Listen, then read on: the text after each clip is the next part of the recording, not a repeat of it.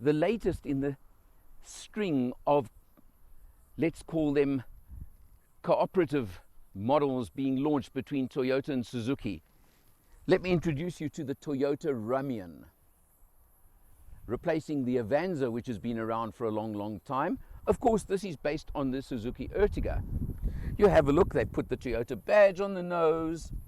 This is the top TX model, so you do get a couple of extra features, like little fog lights at the bottom over there. And of course, you've got daytime running lights across the top over there, around over there. So you do get features like that, of course, being the top model. You come over here, you have got mag wheels over here, and you can see they are nice 16 inches over here. You would get lesser ones, of course, on lesser models in the range.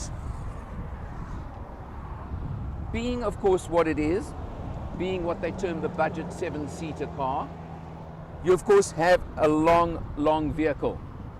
You can see how long it is. And a good feature over here is the fact, when you open the back door, it is a long door, with good reason, of course. As a 5-seater, you can see you've got plenty of legroom in the back. The driver's seat is set for myself, which does help and make a big difference. You've got the center console over here, which has a 12-volt socket in it, no USBs for the backseat passengers. But again, I don't think you can expect too much more from a vehicle of this sort.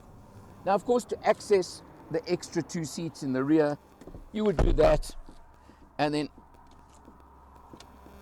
you can climb over to get into the rear. We'll have a look later on, but that's the kind of setup you would expect and get over here. Closing the back door, we come round to the rear tailgate. Opens nice and high and wide. And looking in here, in 5-seater format, the advantage is, look at this massive boot you've got. We've got our shopping in here, so I can't show you, but you just pull up the rearmost seats. Very easy, very simple. And that is how you bring in the extra seats for the back. And note, at least the rearmost people do have cup holders on each side, so they do get that. Another nice little feature is the hideaway space. You've got nice secure little area, of course, for putting, can I say, precious items, valuables or something like that, that you want hidden from prying eyes, just fit in underneath this section, and there it goes. So it's all very neat and very simple. There are 3 spec levels in the Rumion range, and they're all powered by the same 4-cylinder petrol engine, putting out 77 kilowatts, 138 newton meters of torque, which actually gives you very decent performance for this kind of vehicle. Let's jump inside. On the road, I've got to say that I'm fairly impressed by how smooth running the car is. And it's just a nice, easy, pleasant, comfortable car. I think I've got to sum it up like that. Something else I have noticed is, although you've got your side mirrors, there are quite bad blind spots as you go back. And I have noticed a few times, I've got this guy now, you see, he disappeared completely out of my mirror as he came virtually alongside me. And I have found a couple of times during this test while on a freeway that you've got to just be that little bit more careful than in many other cases when you're wanting to change lanes. Don't think it's a big deal, but just something I have picked up and noticed. But the other thing is, you'll see the gear shift, as I said, the clutch and the gear shift are just so easy, so light, and so pleasant to drive. One other thing I've noticed on this little road trip today is that at about 110 kilometers an hour on the freeway, you're revving at about 3,000 revs, which in a lot of vehicles would be quite noisy, and you get a lot more engine noise. There's obviously quite a bit of noise deadening, noise suppression on this engine, and it's actually quieter than a lot of similar vehicles I've driven at that speed and those revs, let me put it that way. So again, it does make for more pleasant cruising. And well, if you're buying this for your family to go on holiday, and you certainly got the boot space for your family holiday, I would say that would be an important factor.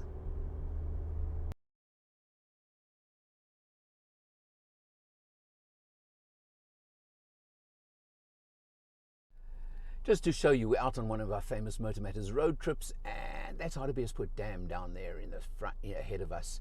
We've been to Harties on our grocery shopping and our fruit and veg shopping. But let's look now down to the dashboard. Well, it's the typical Suzuki dashboard, and you can press here to scroll through various information on the center screen, on the center TFT screen over there. You can see I'm pressing the button because the important one is the one it was showing you a minute ago. We've done 644 kilometers on this test already, averaging 13.7 liters per 100. Now, the majority of this test has been urban driving. This is the first open road cruise we've taken. So 13.7, I did a calculation, comes out at about 7.2 liters per 100. Not bad at all. I certainly don't see any reason to complain about that. So let's leave it there on that. You've got, of course, your sound system controls over here on the steering wheel and your phone over there behind the wheel. It works, let me simply say that much. We come across to the center screen, of course, and we look over here, and you've got the nice touch screen over here with, of course, the Toyota format on it. It works very well. My phone's connected. It all works nicely. I've got no complaints. But now I've got to comment on this. Yeah, it looks like wood, doesn't it? But of course it's plastic. And to me, I've got to say, I'm just not impressed. Just doesn't look nice or right to me. This takes me back to the days of the British, very British luxury cars that had to have real wood on the dash, etc., etc. Not in this vehicle. You've even got it on the steering wheel, believe it or not. And of course the door trims. Just, sorry, must say, that doesn't work for me. But anyway, come down over here, back to the center, and you've got your automatic air conditioning, which I've got to say, a little bit disappointing. I'm not finding the aircon quite powerful enough for my liking. It's just not making the car as cold as I tend to like. But anyway, below that, you've got over here a 12-volt socket, and you've got, of course, a USB and an auxiliary plug over there.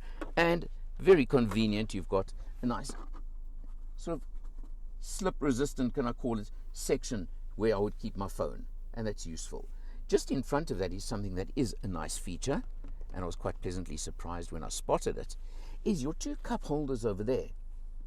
Actually, that button will open or close it, that knob, but you actually have air conditioning vented, piped through to your cup holders over here. So you can keep your drinks nice and cold. And that's a good touch, isn't it? 5-speed manual gearbox. Of course, it's light, it's easy, it's comfortable. Although this is quite a long vehicle, it's really simple to drive. And nobody would ever complain. And of course, you've got your good old-fashioned kind of handbrake, and you've got a small armrest and container over there that does fit my keys. And that's pretty much what it fits. Now, of course, looking up above over here, you have got additional vents over there, and you even have behind, you can't see them now, but aircon vents in the roof for the rear cabin of the vehicle. That's, of course, another feature you'd only get in the top spec model. The range, as I said just now, are all powered by the 1.5 litre engine, 77 kilowatts, 138 newton meters of torque. The differences only come in spec. So, of course, it depends what your usage and what your requirements are. If you want a family vehicle, then you go up to the TX version. If it's a workhorse, if it's going to transport staff around or something like that, well, you can go for the base version and save yourself just under 50,000 Rand. Because the Rumion starts at 245 and this one is 301,600 Rand. So it's going to depend on what you're looking for. I personally, although you've got those extra 7 seats in the back, I would say this should make a really nice 5-seater family vehicle with massive boot space, effectively a station wagon of the old. And if I was buying this, that's how I would treat it. The one other little picky point I've got to mention that I have noticed with this car is, compared to a lot of cars I drive, I have found the headlights a little bit lacking in power, can I call it, in strength, when I'm driving around at night. So that's something I would think about and just take note of. Not a major thing. I mean, if you're in urban areas and they're well lit, you should be fine. But with our dear old Eskom, and bad lighting around these days, I have just noticed that. I'd like to put it that way. So 301,000 Rand gets you, of course, Toyota, the Toyota badge. It gets you a 4-service 60,000 kilometer service plan, and of course Toyota dealer under every bush. You can get the similar Suzuki version for about 6,000 Rand less. There are obviously going to be very small spec differences between the two, but that's always a choice only you can make. Having replaced the Avanza, it means obviously the choices in the segment of the market are a few less than they used to be. So you've got this, you've got the Ertiga Twin, you've of course got the Honda BRV, and you've got the Mitsubishi Expander, and that's the range basically in these budget small 7-seaters, as I call them. Certainly, I don't have to tell you that fuel economy is always a strong point with this engine. You know that, so keep that one in mind along the way as well. For Motor Matters, I'm Eleanor. I'll see you next time.